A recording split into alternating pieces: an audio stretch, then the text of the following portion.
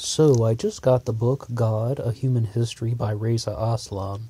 I had been watching a few of his debates, interviews, videos on YouTube.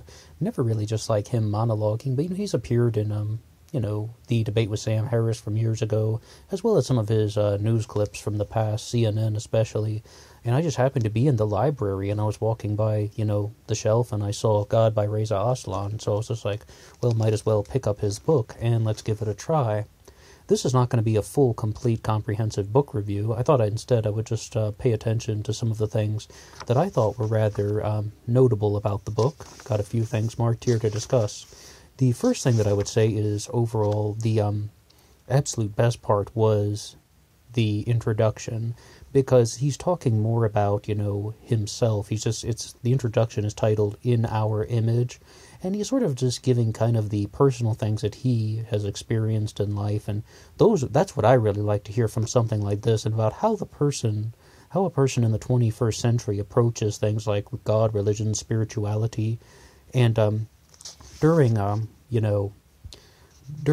his debate with Sam Harris, they had a very nice moment at the end when Reza Aslan was saying that he was hoping that the world is going to develop more religious scientists, meaning using things like physics and cosmology, the scientific disciplines of physics and cosmology, that is, as the new language of religion, whereas Sam Harris said that he wanted mystic scientists, people who sort of have kind of an awareness of mysticism. By mysticism, of course, we mean recognition of, sort of different aspects of nature, recognition of the universe as a larger part of things, the marvelous awe and wonder that Albert Einstein talked about.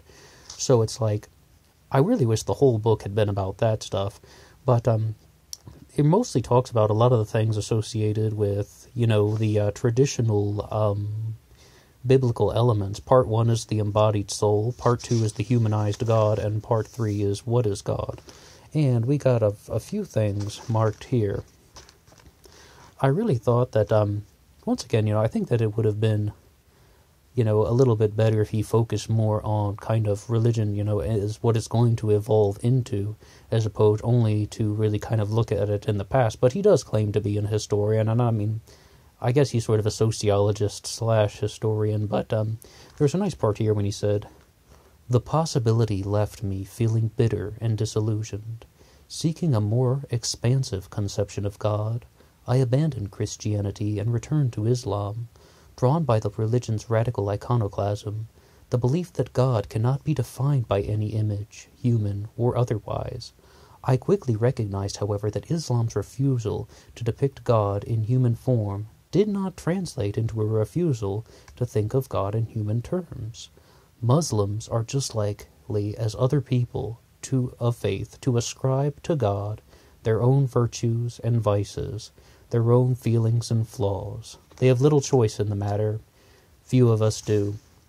Well, I think one of just the big things to note about that is that there is, a very big difference between Islam and Christianity. While many people say that they are all of the book in quotation marks, as far as I understand, Islam only says that God made man in his image, referring to personality. As far as I understand, the Islamic conception of Allah is just one of a mind without a body. Allah takes no physical form. Some Muslims even say that it's impossible, but you got to be careful with the words, because then that's almost like, challenging omnipotence. Whereas, in Christianity, it's very obvious God can take a human form. There are Christians who believe that, Jesus was in fact, one and the same with God, but we'll talk about that later as Aslan really pays attention to that. When it comes to some of the other things, I think that this is just a very large struggle that people in the Abrahamic monotheist traditions deal with, but, I could definitely sort of understand his feeling. The point is, Reza Aslan is really trying to say that, yes, there is religion, there are things we can learn from the past, this is just the language. Religion is like a language. It's like a language that you would use to communicate with the universe. That's what it is. It's like how you try to understand your role in life. What is life? What is the universe? That old Hindu saying of the mystery of man to himself. And, it's somewhat of an honest effort in this book, but he Talks also in the next part called The Face in the Tree, the basis for our belief in God, the true evolutionary origin of the religious impulse. The cognitive science of religion begins with a simple premise. Religion is first and foremost a neurological phenomenon. That was one of the absolute, most eye-opening parts for me here. The religious impulse, in other words, is ultimately a function of complex electrochemical reactions in the brain. Of course, this fact, on its own, is not compelling enough of an observation, and it certainly does not diminish or delegitimize the religious impulse. Every impulse without exception, is generated by complex electrochemical reactions in the brain. Why would the religious impulse be any different? Well, that's a very bold statement, but once you're dealing, with things like cosmology, a lot of the attempts are really to just get the answers about what is outside of the human body. I think all people recognize, that human beings have neurochemistry. Even the young Earth creationists recognize that humans have, neurological function and neurochemistry. It's like, no matter what your spiritual tradition or lack thereof, we all recognize that, yes, there's something neurological, but I think the giant mystery of humanity is what's going on after that, what's going on outside of the brain. Is there, something outside of the human body? There's some New Age spiritualists that simply say that God is a human sense of morality and self-direction, like the moral compass. In other words, that's kind of what they're saying, the moral compass and human self-direction. I don't subscribe to that personally because, once again, it's like there are a lot of things that I think are overlooked in this passage about focusing in on neurological phenomena. It's more like, what about what exists outside of, the human body, especially when you're dealing with things like monism, pantheism, pandeism, Gaiaism, which is about the human relationship between humanity and the earth, and they viewing that as something divine, or basically what people refer to as divine love, that's as, a different spiritual pathway. So I think he has something very interesting here, that the awareness of that is, of course, neurological, but that's just awareness. That's not existence. There's an enormous difference between religion being first and foremost a neurological phenomenon. It's really not, though. Religion is not first and foremost a neurological phenomenon. No, the first and foremost question is, does it exist or not? I say that very, very genuinely. Either it exists or it doesn't. And I think that's the larger question that people are trying to determine. Is there something outside of the human body, outside of the human brain, or not? People like Richard Dawkins say absolutely not. The only thing that exists are the neurons in my brain. That's the only connection I have.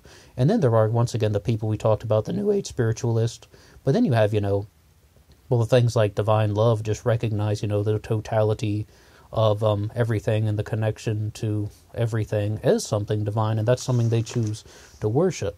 So this is a very fascinating segment, but it's also rather limited, and we can move on to some of the other stuff here, because he has a very important part about his entire chapter 8. God is three.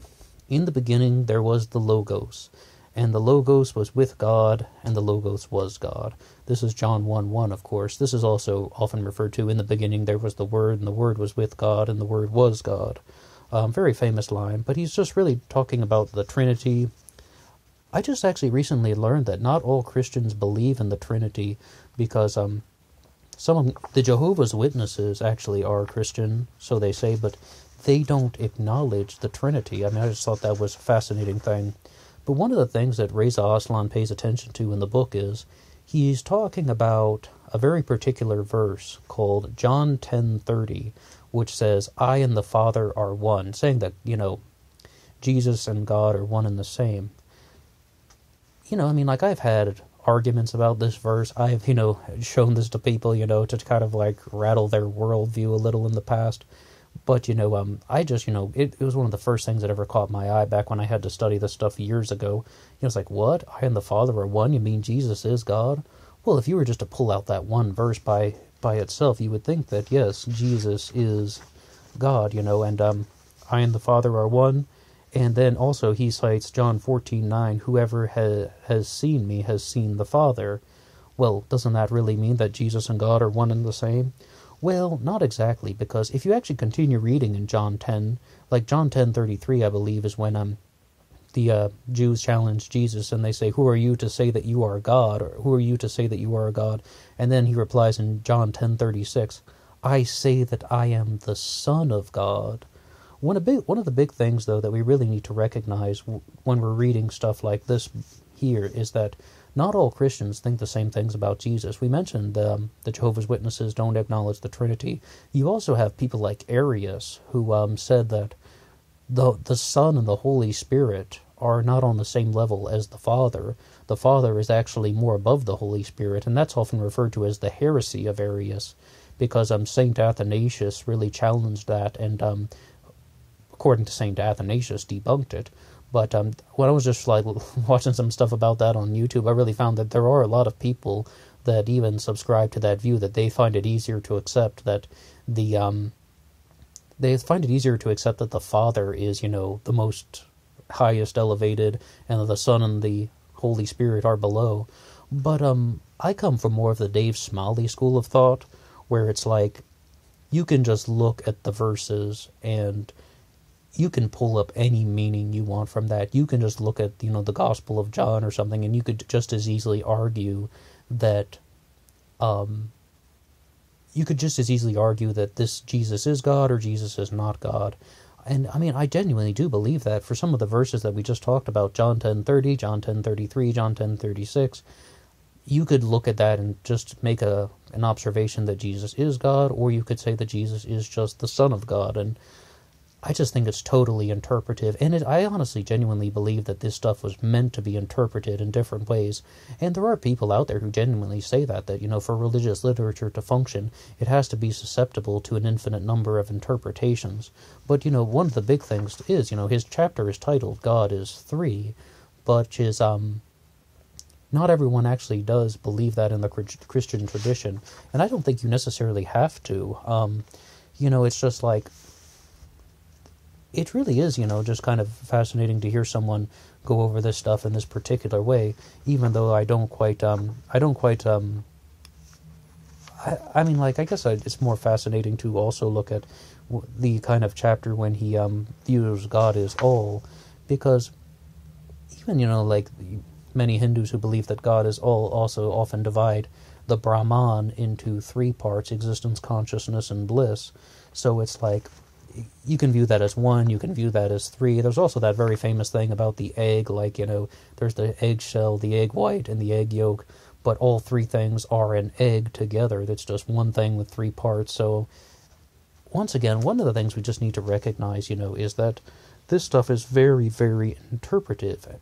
I don't know what you guys think, but I really think that, stuff like the Bible are just sort of meant to kind of draw people toward a more peaceful world, a world without destruction, even though it really sounds somewhat rather chaotic.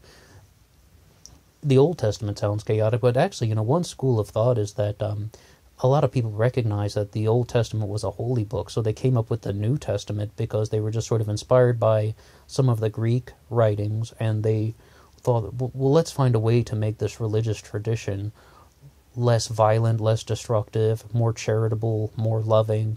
And they think that that's actually something that was sort of, going on in the minds of the people who actually wrote down the words in the New Testament.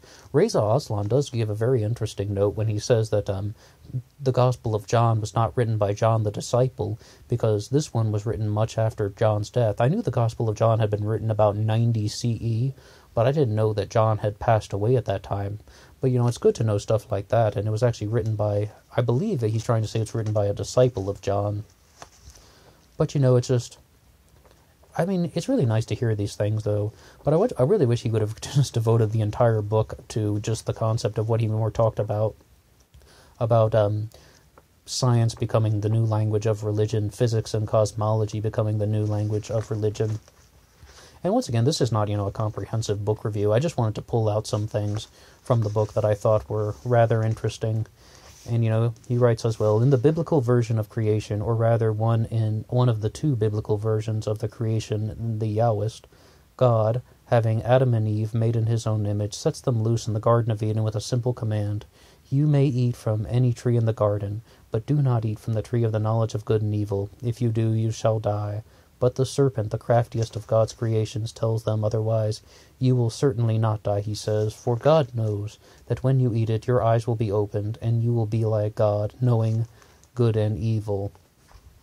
Well, it's just like, a lot of people really look at this, and they really try to come to the conclusion that all of these things, once again, about the more peaceful world, it's about sort of recognizing that this is good and this is evil, that you should do these things and you should not do these things.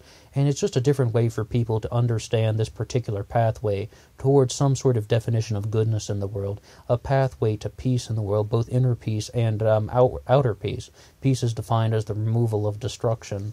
Not a lot of people really say that very flat out, but one of the big things is, that Reza Aslan is someone who's very big, that, once again, a religion is like a language, and it's the way that you communicate with existence, with the universe, with the cosmos, and also with things like ideas and things like love. And, your religion is the language that you use to do that. And, to recognize that there is some sort of definition of goodness in the world that was not created by any human being. And one of the things that people are doing to use that these days is science. Like we talked about physics and cosmology, but also biology. I mean, that's, what Richard Dawkins is all about. Neuroscience. That's what Sam Harris is all about. And the whole point is we're all human and we all have to live in this world together. So we're all going to have some different pathways. I guess you could read through God, A Human History by Reza Aslan if you'd like. I don't know if I would recommend this book too much to my friends. It really, wasn't exactly what I thought it was going to be about. I thought it was going to be much more about kind of new agey, but it's kind of an interesting discussion on some of the biblical elements of God, but I really think that his, more progressive spiritual standpoint is more interesting to explore.